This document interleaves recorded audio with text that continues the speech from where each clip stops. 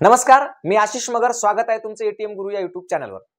तर बघा, उठ दुपारी घे सुपारी किंवा राजकारणातील राजू पेंटर किंवा राजकीय नकलाकार म्हणून ज्यांना विरोधक वारंवार हिणवतात, असे भाषण दमदार आणि एकच आमदार असे मनसेचे अध्यक्ष माननीय राजसाहेब ठाकरे यांनी अचानकपणे एक पत्रकार परिषद घेतली आणि त्या पत्रकार परिषदेतून असं सांगितलं की आम्ही जर समजा लहान वाहनांना जर टोल घेतला तर आम्ही हे टोल नाके पेटवून देऊ.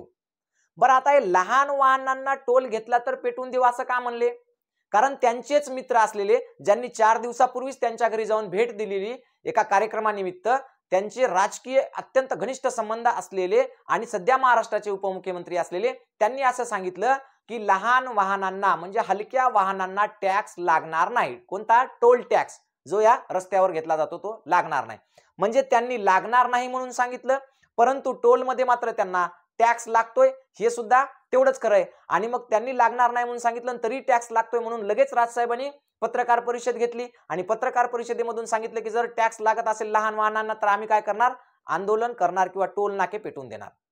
आणि ठरल्याप्रमाणे लगेच टोल नाक्यावर राडे सुरू झाले, टोल नाके पेटायला लागले आणि पाहता पाहता संपूर्ण महाराष्ट्रातल्या पूर्ण टीव्हीवर, बातम्यांवर आणि मीडियावर टोल नाके आणि राज ठाकरे हे दिवसभर आता तिथंच आहेत. ठीक आहे, अचानकपणे हे सगळं घडलंय का? नाही, अचानकपणे घडलं नाही. आधी देवेंद्र फडणवीस यांनी एक स्टेटमेंट केले की हलक्या वाहनांना टोल लागणार नाही. त्यानंतर मग ते टोल वसूल करू लागले हलक्या वाहनांपासून. म्हणूनच मग राजसाहेबांनी सभा घेतली आणि मग राजसाहेबांनी पेटून द्यायची भाषा केली आणि मग आंदोलन पेटलं. म्हणजे टोल नाके पेटवण्याचा प्रयत्न झाला, राडे झाले आणि मग हे सगळीकडे टीव्हीवर सुरू झालं. पण हे अचानकपणे का घडलं? याच वेळेला महाराष्ट्रामध्ये आणखी काय घडत आहे? तर महाराष्ट्रामध्ये सध्या मराठ्यांचं ऐतिहासिक असं आरक्षणाचं आंदोलन सुरू आहे. मनोज जरांगे पाटलांच्या नेतृत्वाखाली हे मराठ्यांचा आंदोलनाची एक शेवटची बैठक किंवा शेवटची सभा 14 ऑक्टोबरला आंतरवली सराटी येथे होणार आहे. या सभेसाठी 250 एकर जमीन साफसफाई करण्यात आलेली आहे आणि त्या 250 एकर जमिनीवर कमीत कमी 20 ते 25 लाख लोक जमा होतील. जास्तीत जास्त किती होतील यांचे आकडे अजून आलेले नाहीत. आणि ज्या सभेसाठी महाराष्ट्रातून सगळे मराठे येणार आहेत, जी सभा या महाराष्ट्रातल्या मराठा आंदोलनाची ऐतिहासिक सभा होणार आहे, या सभेला काही विघ्न यावं असं काही लोकांच्या डोक्यात आहे का? अशी इथं शंका निर्माण होते.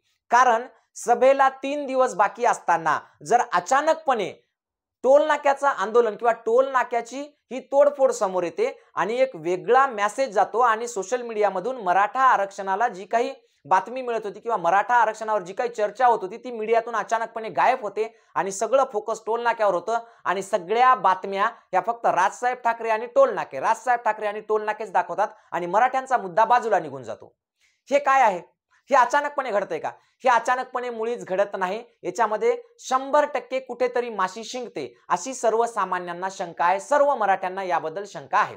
आता दुसरी महत्वाची गोष्ट अशी आहे की राजसाहेब ज्यांच्या भरोशावर आपले भाषण ठोकतात, ज्यांच्या भरोशावर राजसाहेबांच्या भाषणांना गर्दी होते, ज्यांच्या भरोशावर राजसाहेबांचे भाषण टीव्हीवर किंवा मीडियावर टीआरपी गोळा करतात, ते सगळे कोणाच्या भरोशावर? तर ते फक्त आणि फक्त राजसाहेबांच्या सभेत उपस्थित असलेल्या लोकांच्या भरोशावर. आणि त्या लोकांमध्ये कोण असतं? तर सगळ्यात जास्त म्हणजे 90% राजसाहेबांच्या सभेला मराठा तरुण किंवा मराठा माणसं असतात. मग ज्या मराठ्यांच्या जीवावर आपण एवढी मोठमोठी भाषणं करता, ज्या मराठ्यांच्या जीवावर तुमचं राजकारण सुरू आहे, ज्या मराठ्यांच्या जीवावर तुमच्या सभेंना टीआरपी भेटतो, त्याच मराठ्यांचं आंदोलन, त्याच आंदोलनाचं शिखर म्हणजे आंदोलनाची शेवटची एक मोठी सभा 14 ऑक्टोबरला होत असताना मधातच तुम्ही अचानकपणे हे टोल आंदोलन कुठून काढलं किंवा टोल पेटवण्याची भाषा कुठून केली आणि तुम्ही मराठा आरक्षणाला डायव्हर्ट करण्याचा प्रयत्न करत आहात का? जर तुम्हाला मराठ्यांबद्दल कनवळा नसेल, जर तुम्हाला मराठ्यांच्या प्रश्नाबद्दल कनवळा नसेल किंवा मराठा आरक्षणाबद्दल तुम्हाला सहानुभूती नसेल तर तुम्ही स्पष्टपणे सांगायचे की मराठा आरक्षण आम्हाला मान्य नाही, द्या नका देऊ, मागणी करायची. पण हे अचानकपणे काहीतरी वेगळं काढायचं, अचानकपणे आंदोलन करायचं, टोल पेटून द्यायची भाषा करायची आणि सगळीकडे राडे सुरू करायचे, हे योग्य नाही. माझी तुम्हाला विनंती आहे, माननीय राजसाहेब ठाकरे यांना माझी विनंती आहे की त्यांनी त्यांचं आंदोलन कितीही मोठं करावं, अख्खे टोल बंद पाडावे. ते जनतेसाठी चांगलंच आहे, हिताचं आहे. 1 रुपया सुद्धा जनतेला टोल लागू नये. पण विनंती एवढी आहे की 14 ऑक्टोबर पर्यंत तुम्ही असला कोणताही कुटाणा करू नये. नाहीतर तुमच्या सभेमध्ये जे मराठा लोक जमा होतात ना, त्याच्यातलं एक माणूस सुद्धा तुमच्या सभेला दिसणार नाही. आणि जेव्हा तुमच्या सभेला मराठा माणूस असणार नाही तेव्हा तुमच्या सभेला काळकुत्रे असणार नाही. एवढं तुम्ही पक्क लक्षात ठेवा. बरोबर आहे. त्याच्यामुळे माझी परत एकदा विनंती आहे की असं काही तुमच्या डोक्यात चालू असेल किंवा एखादं षडयंत्र असेल चालू आहे की 14 ऑक्टोबरची मनोज जरांगे पाटलांची सभा होऊ नये किंवा त्या सभेला लोक पोहोचू नये म्हणून मग रस्त्यावरचे टोलनाके पेटवायचे, तिकडच्या सुरक्षा वाढवायच्या, मग तिकडे गर्दी वाढवायची आणि मग 14 ऑक्टोबरला तिथं मराठ्यांचे वाहन पोहोचू द्यायचे नाही, असं काही जर तुमच्या डोक्यात असेल तर ते डोक्यातलं बाहेर काढून टाका. माझी तुम्हाला विनंती आहे, सरकारलाही विनंती आहे की टोल नाक्याचं प्रकरण तुम्ही व्यवस्थितरित्या हाताळा, जेणेकरून मराठ्यांच्या आरक्षणासंदर्भात जी 14 ऑक्टोबरची जी सभा आहे ती निर्विघ्नपणे पार पडली पाहिजे. कारण मराठा आरक्षण हा कळीचा मुद्दा आहे. मराठ्यांना मागच्या म्हणजे हजारो वर्षापासून डॉमिनेट करण्यात आलेले 400 वर्षापूर्वीपासून छत्रपती शिवाजी महाराजांचा छळ झाला ते मराठा असल्यामुळे, म्हणजे सामाजिक मागासलेपण आहे. राजर्षी शाहू महाराजांचा छळ झाला ते सुद्धा सामाजिक मागासलेपणच आहे. आणि या सामाजिक मागासलेपणावरचा इलाज राज्यघटनेच्या कलम 15 मध्ये स्पष्टपणे दिलेला आहे.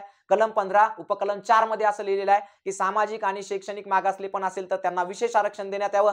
आणि या कलमाच्या आधारेच आणि या तरतुदीच्या आधारेच मराठा समाजाची न्याय्य मागणी आहे की मराठ्यांना आरक्षण मिळालं पाहिजे. आणि त्याच्यासाठी जरांगे पाटलांचं काम सुरू आहे. जरांगे पाटलाच्या नेतृत्वात संपूर्ण मराठा एकवटलेला आहे. येत्या 14 ऑक्टोबरला ही विशाल सभा होणार आणि या सभेतून मराठ्यांच्या भावना सरकारपर्यंत पोहोचणार आहेत.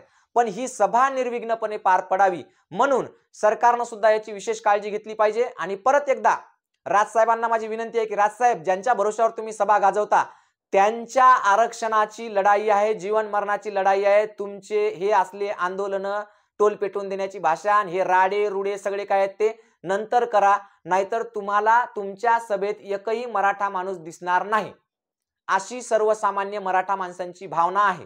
हा व्हिडिओ तुमच्यापर्यंत जावा आणि तुम्हाला ते टोल नाक्याचं आंदोलन ताबडतोब थांबवून मराठ्यांच्या आरक्षणाला मदत म्हणजे मराठ्याच्या आरक्षणाला सपोर्ट करण्याची सद्बुद्धी यावी, एवढी एक अपेक्षा व्यक्त करतो. आणि मी सर्व मराठा समाज बांधवांना विनंती करतो की बघा, मराठा समाजाला सगळ्या जाती धर्मातून मोठ्या प्रमाणात सपोर्ट मिळत आहे. जरांगे पाटलांच्या काही सभा, लासूरला जी सभा झाली तिथं बौद्ध बांधवांनी सपोर्ट केला. आता जी 14 ऑक्टोबरला सभा आहे इथं मुस्लिम बांधव स्वतः तिथं हजर राहणार आहेत. कोणाची गाडी खराब झाली किंवा गाडीचं काही बिघडलं काही झालं तर ते स्वतः त्यांनी तसे माणसं सुद्धा ठेवलेत.